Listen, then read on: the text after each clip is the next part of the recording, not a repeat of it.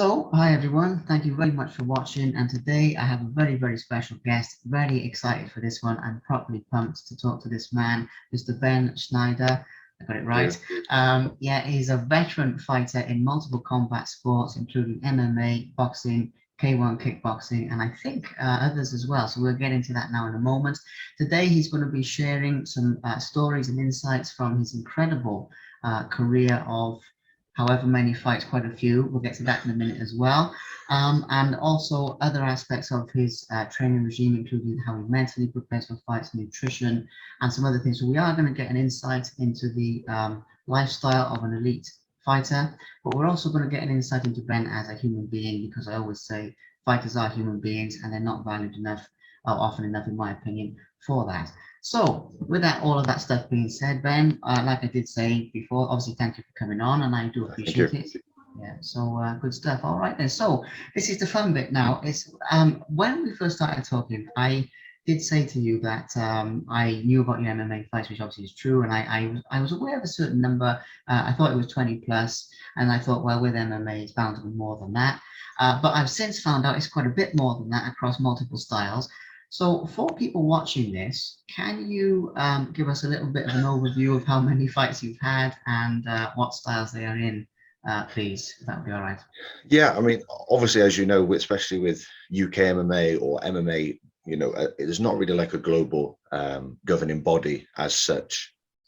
So what you see online, it's up and down. I've obviously had a lot more fights in MMA and boxing, and even one hybrid boxing in 4 ounce gloves, and kickboxing K1. I mean, so I've been doing this since 2009, multiple fights a year. Mm. I just say around 50, 60, but it's probably more. To be honest, I haven't actually sat down and gone through. And again, I do it all the time. I blur fights together. So I might start telling a story about a fight in a location against someone and then realize, no, it wasn't that guy. It wasn't in that location. But yeah, so somewhere around that, probably more. Probably more. Okay, very cool. Like I said when we were talking just now before we started recording, I think it's just crazy that someone can have so many they can't remember. But as you said, getting hit in the head obviously does influence that. So I feel you on that. So that's cool. Now, another thing to mention here for people, because obviously watching this, there'll be people that know you and know all about you, and there'll be people that this is the first time they've ever, heard of you and they're fight fans. So I want to give them an introduction for both, for both sides. So I want to touch on the fight you've got coming up, because I know you're training hard for one, and we're obviously in early July now at the time of this recording, and I believe you've got one later on in July. So can you share a little bit about that one, please, and what's going to happen? Yeah, I mean it's the 24th. It was pushed back because of obviously the COVID restrictions that they extended. That's over in Hastings, on DD MMA. It's sort of a new up and coming promotion, but he's a friend of mine, so it's great to see him stepping out there because he's an ex-fighter as well. And my opponent, yeah, Charlie Miller. So he's an up and coming, young, hungry fighter. He's fought, I can't remember, I think 6 or 7 MMA fights, but he also does boxing as well. I think, yeah, bare knuckle boxing, I think, as well. So again, it's a tough fight, and it's also, I think it's a while in the making, because we were meant to fight, and then I think he got injured, and then I got injured, and then things got moved around, and then of course we've had COVID. So it's just been a fight in the making, but in between we've both been active as well. So it should be a good fight. It's in his home, not his hometown, but it's in his home turf, his friends, his support team. So it will be a very interesting night. Absolutely, it's one to keep an eye out for, guys. Anyone interested in the fight, obviously contact Ben. He's an open book in terms of people reaching out. But yeah, Charlie, I mean, I have seen bits and pieces of some knockouts of his that have been pretty fast. But I think it'll be a good matchup for styles with you guys as well. Now, another thing, because we've been moving around in time here a little bit, and we've started with the present day, and I'm going to start there. I'm going to give a quick mention to Zealous before we get too deep into everything else, and then we'll go into some other stuff.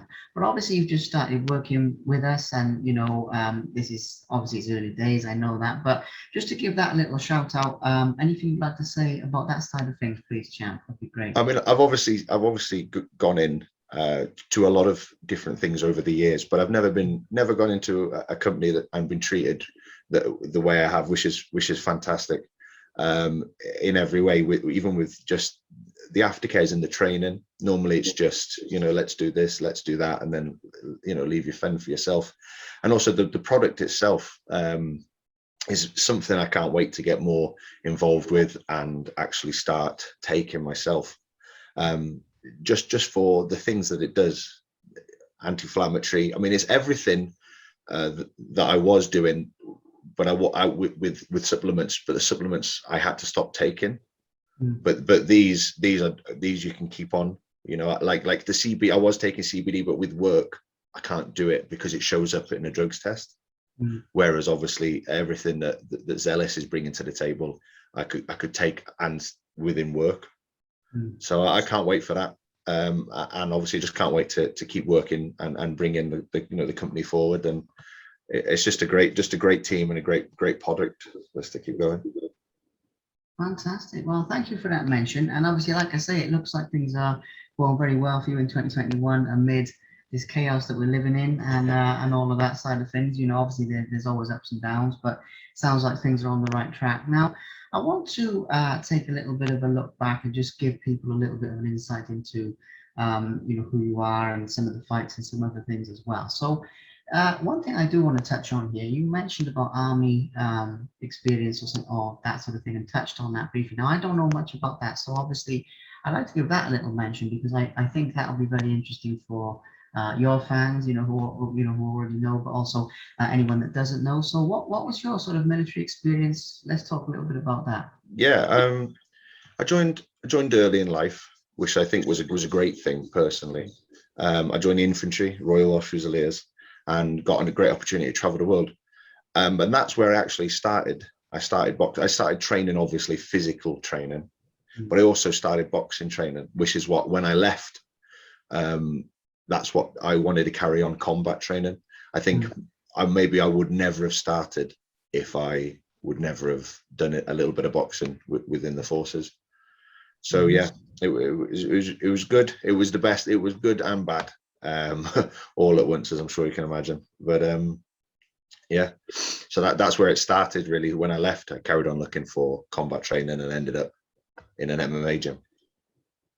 Okay, fantastic. Okay, now obviously the fighting experience that you've had is very diverse, and you've been all around, fought a lot of great guys, and obviously more than people realize. I think, I mean, certainly more than I realized. I had a lot of respect for your achievements anyway, but obviously there's a lot more of them now. So I want to just walk through the fighting styles real quick. I mean, in MMA, you've obviously fought for some great promotions as well, and you fought all around as some top guys. Can you walk us through, again, this is for anyone that's not familiar, I think the interview's going more that way, more as an introduction, but still, anyone who's not familiar, some of the organizations you fought for, I think I've seen like Cage Steel, and I've seen some of your fights for different people, but yeah, just give us a little insight into that, please. Yeah, I mean, obviously, like you say, we've got Cage Steel, which has been a great show and a great team as well. They're, again, supportive. They've never treated me with nothing other than respect. So again, yeah, Cage Steel's great. We've also there's Supreme FC, which used to be Showtime, and again, another great team, and again, another great great team and great show. There's UC MMA in London, which used to be Cage Rage, then it changed. Forza FC up in Scotland. Oh god, Ice FC, that's in it as well. Then obviously we've got RXF in Romania, and I think it's Urban in Romania as well. So there we are. You did as well. You froze up. Don't worry. So yeah, we were at the Scottish one that you mentioned last. Now, so this gives us a good insight though, because you've fought for a lot of top promotions. Now, another thing here that I want to touch on is obviously you fought all around, and I mean, I love asking this question because I've asked this question of all types of champions, to be honest, and you never get the answer that you expect. And this question is, do you have a favorite place? Simply put, that's the question. But to give it context, I don't mind if this is from the point of view that fighting's taken you to a place where you've had a really, really good crowd and a really, really good welcome from the people, or if it's just the actual place and like if it's the food or the architecture or some other element or the nightlife, obviously that's a good one. Maybe afterwards, maybe before the fight, I don't know. I know a few guys who do that, but hey, but the point is, in your own words, because obviously this is why I ask questions that are fairly open-ended, because you were the one that had the experience, not so much myself. So of the places fighting has taken you, do you have a favorite, and if so, what's the reason? Yeah, I mean, I was lucky enough to have the opportunity, and I'm hopefully be going back as soon as borders open. But last year I traveled to Guam, USA, and fought over there on Brawl. And again, an amazing place to be, yes. But the team there, empowering, positive. The whole team. They've got fighters, over there that are currently in the UFC doing great. And the show itself, the promotion, the people, there's just a big warrior mentality. So winning and losing, fair enough. But the fight being what it was, and it was a great fight that I was lucky enough to be a part of. Sadly, I lost on decision, but it was a great fight. But all the fights were good fights on the night. And it's just the way they were talking to us, the way that it was all put together. It was just all there to, hence the name, to brawl, for a good fight. And the fans were fantastic. So yeah, I mean, the places I've been so far, obviously, that was my favorite. Okay, brilliant. It's a good one because it gives people an insight into you. But I also love asking that question because it sort of shows young fighters that they can achieve something like that as well, if that makes sense. So if any of the young guns watching this, that's the other thing I know I should have mentioned that, but I love to do with these interviews is give back in a sense, because when if I get the young guns watching this, which I usually do, the up and comers, watching a seasoned veteran like yourself, they think, oh, I can travel around and I can do some of what Ben's done, so that's the other reason for asking. Well, the great thing with that is to any young guys out there, I always tell people that ask me, never look at a fighter or look at anybody and get stuck in how did he get there, why did he get there, is it because of this, is it because of that, because then you'll always compare yourself. I never look at anybody and think, oh, how did he get on that show, why is he on that show, who did he pay off, who's he doing. I know you should look at it and go, if he's there or she's there and they've done it, it's doable. And then you just keep working towards it and keep that in your mind. I never get hung up on how did he do it? Why did he do it? Always think it's so if someone has done it from my hometown or England or Wales or wherever you want to look at it, if someone's done it from here, I can do it from here and just work towards that. Yeah. I'm a big believer in that, champ. Honestly, I couldn't have put it better myself. And funnily enough, that's one of my sort of motivations for doing these interviews in the first place with top athletes, because it shows what's possible. And the other thing is, a lot of athletes, especially in fight sports, they don't really come from the best starts in life most of the time, and so it sort of shows that you can make it with the odds stacked against you as well, and you can still travel around, you can still earn good money, you can still achieve something. And that's the other thing that I relate to on a different level, but I also love sharing with people. Now, another thing, and not to go too much into that because that'd be for another day, but the other thing I want to touch on here is some of the other styles that you've fought in, because obviously you mentioned earlier K1 and everything like that, and kickboxing. So I'd like to hone in on that with obviously K1 itself. Is that the primary kickboxing you focus on, or have you done like the Muay Thai and the other stuff?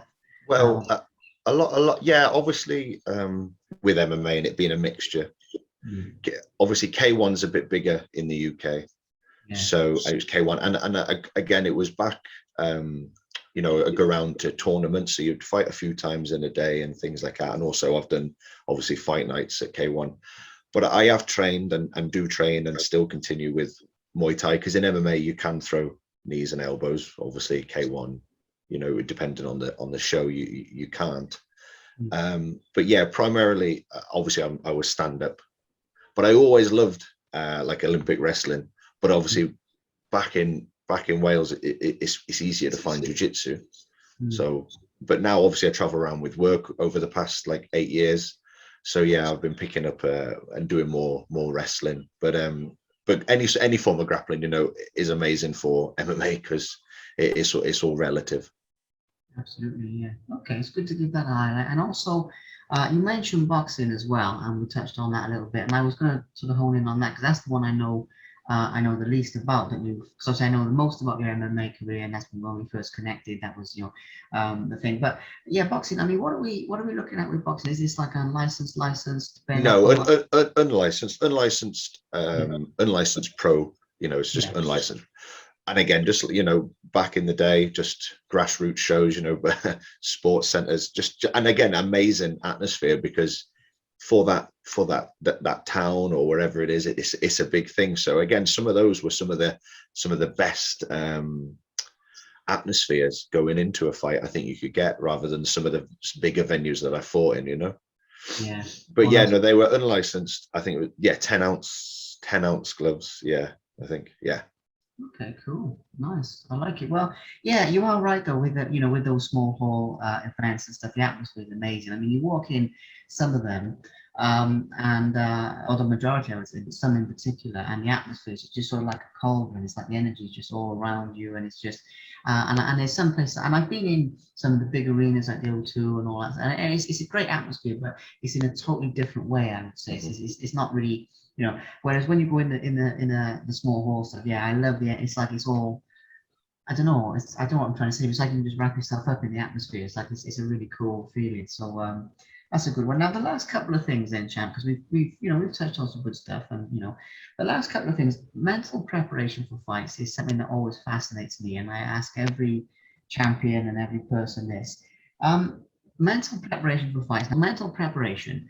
How do you mentally prepare for fights? I mean, what's sort of going through your mind on the run up to a fight? Because you seem to come at it with a real warrior mentality. Obviously, you've had winning streak, losing streaks, and you kept going. You don't really look at it from the traditional point of view. You seem to look at it as a test and as a I don't know. I mean, obviously, because this is your mentality, but that's what it seems like. So, yeah, can you share a little bit on that and what's going through your Yeah, mind? I mean, it annoys, which I understand, a few people, but it's not the way I mean it to come across. But if you just, and again, this is easy for me to say as a fighter that's had so many losses, it's easy to say that it doesn't matter, but it doesn't. If you just judge yourself and your self-worth on a win or a loss, you're going to have a very upset and a very painful life because wins and losses can come at, obviously you always go in for the win. I always go in for the win. I always train for the win. Otherwise I wouldn't do the training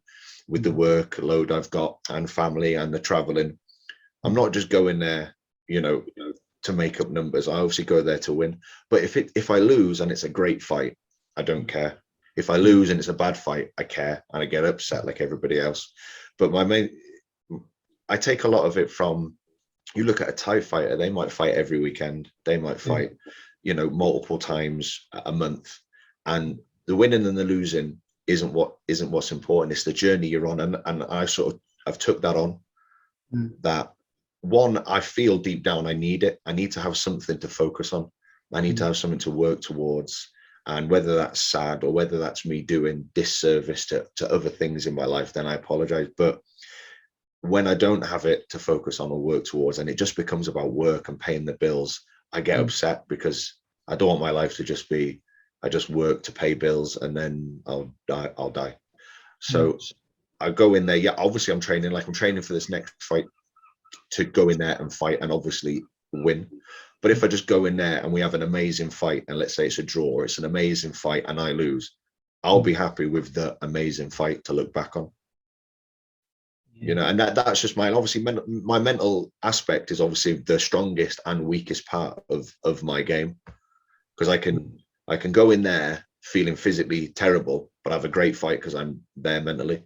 And you get that, and then I get those nights where I feel great physically, and I go in there, but I feel bad mentally. So it's a constant thing I'm working on. It's the biggest part of my fight camp. Obviously, I do train. Obviously, I train all the time. But the mental aspect is the biggest, but it's also my strongest because I will travel around the world on my own. I will turn up, corner myself, do my own raps on my own because I've got that self-belief in me. But sadly, sometimes I can also let myself down. I love it because it's a real deep thing. Obviously, yeah. At the end of the day, it is all about when you look at yourself in the mirror, what do you see, and all that type of thing. And I love it because it's very much and I hope this makes sense, but it's very much sort of an inwards focused thing with you. And by that, I don't Yeah. mean that in a selfish way or No, no, it anything of is. that nature, but it's very much about the fact testing yourself as a human being, Mhm. and you know whether you've had a good fight or not, and you're judging it very much from the experience of the fight rather than what everyone else thinks of it, which I think is a really good. Well, that's it. I mean, obviously, social media gives people to say and act the way they act. If I was doing this, and again, I love my fans, I love my supporters, I love my team, and the team I've got up here in Peterhead around me at the minute with working up here, an amazing team. Every one of them, they're high level grapplers, high level strikers. So I've really hit the nail on the head up here in Peterhead, and I'm honoured to share the mat with them every day. But again, I'm not doing this for anybody else. So when I lose or it's bad, and then I get the comments or I get the inboxes or people see me and they know me and then they give it me face to face, I don't feel anything, not anger. I don't feel upset. I don't feel anything because I didn't do it for them. So I don't care what they have to say. You know what I mean? You know, Yeah, and I whether that's understand. bad or not, I don't know, but I do it for me. It's everything's inward with me, which again might be a bad thing. I'm sure somebody will let me know, but it's all for me. I get up every morning, I go to work, I finish work, I go training, I come home. That's for me. I'm not doing Yeah, it for anybody else. incredible. Really, really good insight, champ. Really better than I hoped for. I mean, when something like that exceeds your expectations, when you know it's going to be a good answer, but it's a better answer, it's pretty cool. And I relate to it because I apply that in my own life in a different, obviously different sectors and different ways, but I do apply it, and so I relate to it more than you might realize. And it's cool. So the last thing then, obviously for time and obviously for people's attention spans watching this as well, is obviously, what would you say to your fans? Because funny enough, the one question I had was advice to the youth, but you gave some really good advice earlier, so we're good on that one. But yeah, I mean, obviously there are people I'm sure that have supported you through thick and thin and all this sort of thing, and I'm talking about the real ones now, not the ones that are there when you win and they're not there when you lose and all that. And I know, funny enough, this is an outward focused question, so it's a funny one to follow up. But I still love to give those people a mention because with fighters, we do see people that are really there and they believe in them and they go on a roller coaster with them. And I Mhm. know, again, you said about traveling alone and things like that, but for the people that have supported you, even if it's just messages of support or anything, any form, the genuine ones, what would you say to them if they're watching this? What would your words be? Well, a lot of my genuine fans I speak to regular, so they know I love them, and that it's a big thing when you get a message before or after the fight from them. But like I've said to a lot of people, that the people, your real fans, are the people that you've never met. Mm. Okay, and I've had messages from people that I'm not friends with, so maybe I haven't seen the message straight away, but it's there, and then I've clicked on it thinking it's going to be abuse or it's going to be something, and it's turned into a great friendship. Mm. And I just had this the other day with an ex opponent of mine, Mm. Joe. He actually messaged me, and his messages, I tell you, were some of the best, because I never thought he had, since our fight, and the fight must have been 11, 12 years ago, I never thought that he had carried on following Okay. and supporting me from at a distance, but he had, and the stuff he says, it really does make you think that maybe I am doing this sometimes for more than me, because people are going, well, if Ben can have this loss or this many and still keep going, what am I whinging for? Why am I whinging about this and that, when so if someone sees you doing good, maybe it inspires them to do good. So obviously, to everyone, whether I have spoken to you or you're just following, thank you. It does mean a lot. I know I've said I do it for me, but I'm glad. I want to entertain. I want to have these great fights. I want to have these amazing fights that in 20, 30 years people look back on, and not to ridicule. I want them to look back and say, hey, this is a great fight. Come and watch this. So I've got a lot more in the bag before I'm done, and I'm aiming to entertain. Incredible. Well, champ, I will say, I knew this would be a good interview, but man, I mean, it was. I'm not just saying it, by the way, when I say this, it has exceeded my expectations, and I do say that to people, but only now and again, but obviously when it's true. And with yourself, obviously, the deeper side of things I was hoping for has gone really, really, really, really well, and obviously getting a bit of the fight talk in there makes it a good one. So I appreciate you, and I appreciate you making the time to Thank you. come on Thank here, you. obviously straight And you. after work and all that. Thank you very much. Thank you. Thank you very much for watching. Please subscribe to the Simply Inspired YouTube channel, and there'll be more videos coming soon.